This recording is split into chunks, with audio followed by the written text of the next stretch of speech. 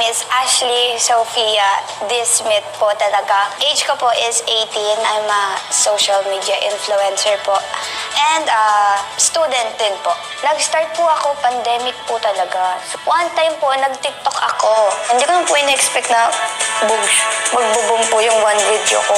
Na kasi yung pinost ko po na yan is parang ganda-gandahan lang. Kala mo, gorgeous na 10 out of 10. And doon ko na po tinuloy yung pagiging social media influencer.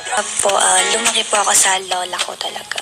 Lola's girl po talaga ako since bata pa kasi kakapanganak pa lang sa akin ng mami ko. Nag-abroad na siya.